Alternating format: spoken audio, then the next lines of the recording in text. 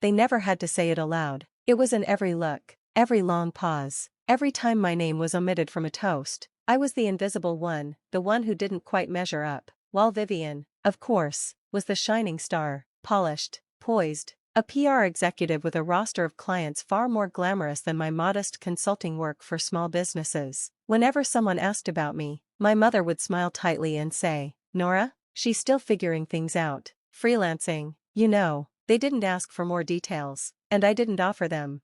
Vivien, always quick to step in, would laugh lightly and add, "She's awesome at Excel, like, actually scary good." The table would chuckle, and I'd force a smile along with them. It wasn't that I was a failure, but over time, I learned it was easier to let the narrative stick than to challenge it. They needed me to fit into their neat little story, and so I became the family punchline, the one who hadn't quite launched, the one who couldn't quite be bothered to live up to their expectations.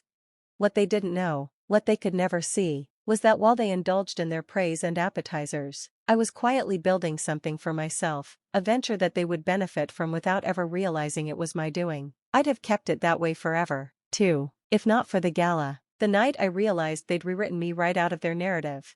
It was a Tuesday night, nothing extraordinary. I was eating takeout, watching an old documentary when my phone buzzed with a group chat notification. My stomach tightened as I saw it was from the family. Vivien had posted pictures, dozens of them, a glittering ballroom, chandeliers, champagne towers, and there she was, front and center, wrapped in her signature emerald dress, arm in arm with our parents, all smiles. The caption read, "So proud to announce Whitman PR signed the biggest deal of the year, so grateful for my family's support."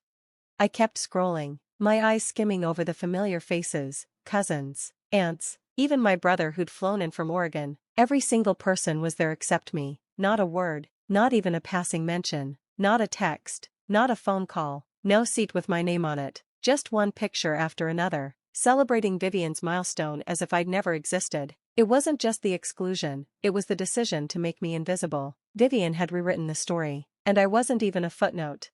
I didn't call anyone, I didn't cry, I just sat there, looking at the screen. Then I opened my laptop. They didn't know that behind every deal Vivien boasted about, there was a signature they never connected with her success, mine. I didn't respond to the pictures, didn't ask why I hadn't been invited, didn't even text Vivien. I just let it go, let them think I was too busy, or too bitter, or just irrelevant. It didn't matter anymore. I told myself I didn't care, that I didn't need their approval, but deep down, it still stung. Even after all these years, it still hurt.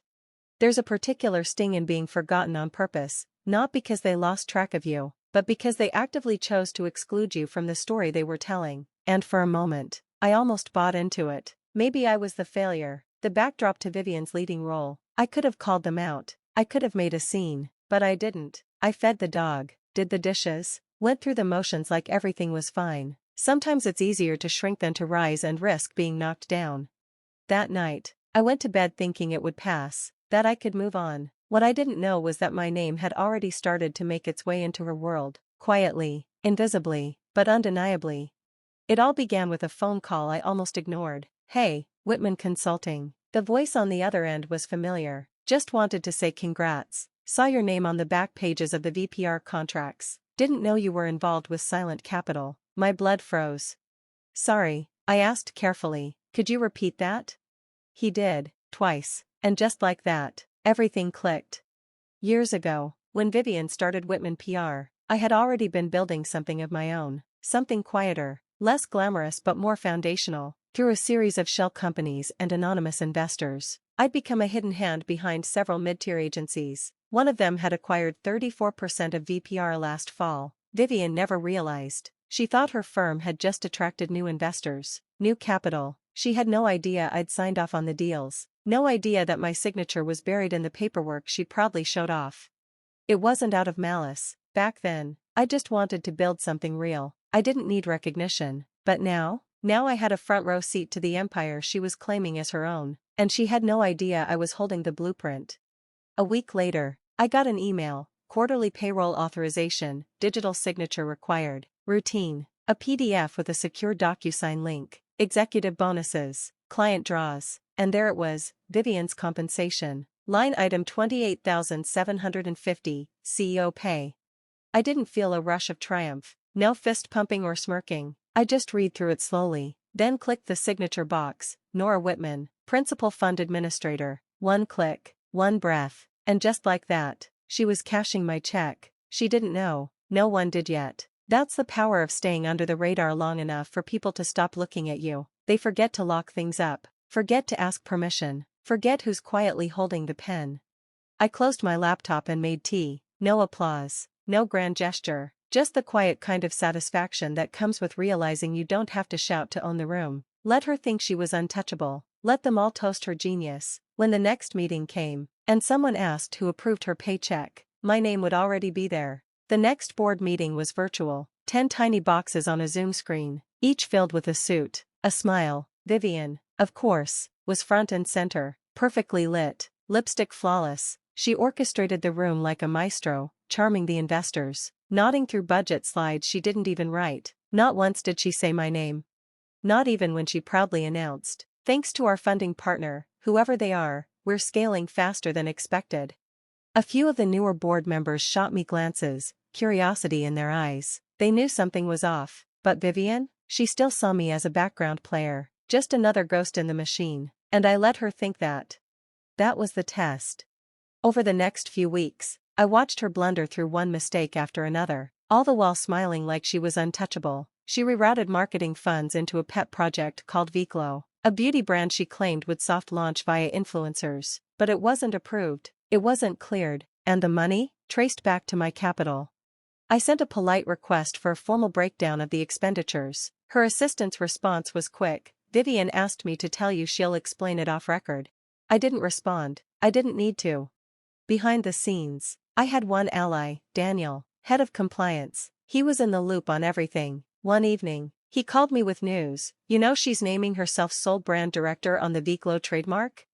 I paused. Under her personal LLC? Yeah. That was the moment I realized it wasn't just a sister craving the spotlight. This was someone willing to take what she thought no one was watching. So I did what I always did best. I documented everything, every wire transfer, every invoice, every name she dropped in interviews while deliberately ignoring mine. She wanted the credit? Fine, she could have it. Because when it all came crashing down, the receipts wouldn't just speak, they would roar.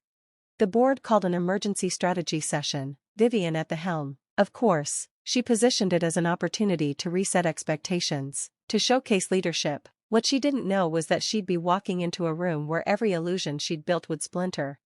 I didn't book my flight right away. I waited, watched the email chain grow longer and longer, press releases, branding decks, stolen ideas, all dripping with her name, and then, without a single word spoken, I reserved my seat at the table.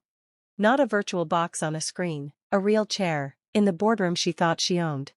The night before, I laid out my outfit, not black, not bold, a deep navy suit, clean lines, neutral polish, simple heels. Nothing screamed revenge, everything screamed, "I belong here." I practiced what I would say, then deleted half of it. The truth, after all, didn't need embellishment. I packed lightly, no entourage, no fanfare, just one portfolio with one document inside, Vivien's signed compensation approval, with my name printed neatly beneath it. She wouldn't see me coming, not until I was already seated, and by then, she'd be so busy performing for the room, she wouldn't realize the woman sitting quietly in the back was the one who held the match. The boardroom was already filled when I arrived. I didn't speak to anyone, just signed the visitor log, nodded at the receptionist, and walked in like I belonged. The nameplate at the end of the table was blank. I sat. Vivien, as usual, was 15 minutes late. The room shifted as she entered, laughter, air kisses, her signature power scent. She wore red. Of course she did. She didn't notice me at first. She started her usual pitch, slides full of numbers, buzzwords, vague talk of global pivots, all fluff. Then she launched into her announcement about Viclo. "Entirely my concept," she said, thanking the board, thanking the unnamed funding partners who believed in her. Still hadn't looked at me. That's when the chairman cut her off. "Before we proceed," he said, "we'd like to acknowledge the executive who's been quietly reviewing all compensation structures, including yours, Vivien." She blinked. I wasn't told about that. The room turned to look at me. Without a word, I opened my portfolio and slid one page across the table. Vivien's paycheck, dated last quarter, line by line, and at the bottom, in crisp digital font, Nora Whitman. She stared at it, once, then again. The room fell silent. I didn't raise my voice. I simply said, "You've been cashing checks you thought came from strangers, but every dollar that hit your account passed through my hands first." Someone dropped a pen. The legal counsel adjusted his glasses. Vivien's mouth opened, but no sound came out. "Viglo," I continued, "was funded with misallocated money. That money is traceable, every cent, including the personal transfers to your LLC." She finally spoke. "You set me up." "No," I said, my voice steady. "You built a brand on credit you didn't check." She tried to laugh. She tried to spin it, but the damage was done. Someone in the room was recording. Another was emailing legal. Vivien's voice cracked. "I'm your sister."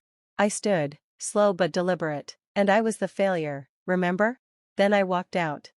No one followed me into the hallway. The echo of the glass doors closing behind me felt louder than the entire meeting. I didn't cry, I didn't smile, I just breathed. For the first time in years, it felt like oxygen. Behind me, they were still scrambling, Vivien trying to spin, explain, salvage, but there's a silence that follows the truth once it's spoken aloud, and it doesn't let you bargain with it. A junior associate caught up with me near the elevators. She looked barely 25. "Miss Whitman, I didn't know you were." I stopped her with a nod. "You weren't supposed to." She hesitated, then whispered, "She always made it sound like you didn't do anything." I stepped into the elevator. "That's the thing about silence," I said. "It's not weakness, it's just waiting for the right moment." The key turned, the doors closed. I didn't need a mic drop. I didn't need an apology. I didn't need applause from the same people who once looked past me. All I needed was that signature. One clean line. Mine. And she would never be able to erase it again. The next morning, the emails began, first from compliance, then legal, then the auditors I had quietly retained 3 months earlier. Every transfer, every side deal, every branded box of V-Glow serum labeled gifted but billed as RD. Now, part of a formal investigation. Vivien didn't know it yet, but the storm had already started before she even walked into that boardroom. I didn't need to press charges. I didn't need to write a press release. All I had to do was let it run. Clients started pulling out one by one, first the mid-sized tech firm from Austin, then the skincare giant she'd been courting for years. The brand she built on borrowed credit and borrowed charm, unraveling. And I wasn't behind the curtain pulling strings. I wasn't even in the building anymore. I was working from my own office now, 4 blocks away, but a world apart. Same clients, new firm, this time under my name. People started noticing, not because I told them, but because the truth has a way of bleeding through even the most polished branding. Vivien could keep her Instagram filters. I had the paperwork. And in the end, that was all that mattered. It wasn't sudden. There was no front-page article, no dramatic confrontation in the street. Just a shift. A few months later, I was invited to speak at a Women in Business roundtable. The event coordinator emailed, "We'd love to hear your story, your real one." I said yes, not because I needed validation, but because it was time. I walked into the venue, and there it was. My name. On the program. On the screen. Nora Whitman, founder, strategist, silent architect turned leader. People shook my hand differently now, looked me in the eye, not because I was louder, but because I was no longer hiding. I didn't mention Vivien. I didn't need to. What mattered was that the story had been rewritten, this time by me. Later that week, I moved into my new office space. Top floor. No plaque yet. The only thing on the wall? A single framed document. Her old paycheck, my signature at the bottom. I don't keep it there to gloat, I keep it as a reminder. A reminder of the years they overlooked me, of the quiet work that built an empire beneath their feet, of the moment everything changed, not because I fought louder, but because I stopped apologizing for being the one they underestimated. They called me the failure. Now, they spell my name correctly. They never apologized, not Vivien, not my parents, not the family who used to send me job listings like pity notes. And that's okay. Some stories don't end with closure. Some just end. But I didn't return for apologies. I returned with something else.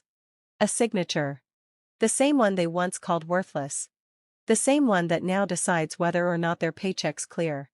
Vivien still exists somewhere in the echo of her old brand, occasionally tagged in old press articles, still clinging to borrowed buzzwords. But she's no longer the star of my story. I didn't need to destroy her. I didn't even need revenge. I just needed to reclaim what was always mine. The right to be seen. The right to be heard. The right to leave a mark no one could erase. That's the thing about a signature.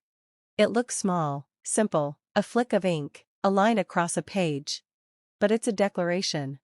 That you were here. That you mattered. That something began with you. They told everyone I was a failure. But when it mattered most, when the paper hit the desk, when the numbers needed approval, when the name at the bottom meant everything, it was mine.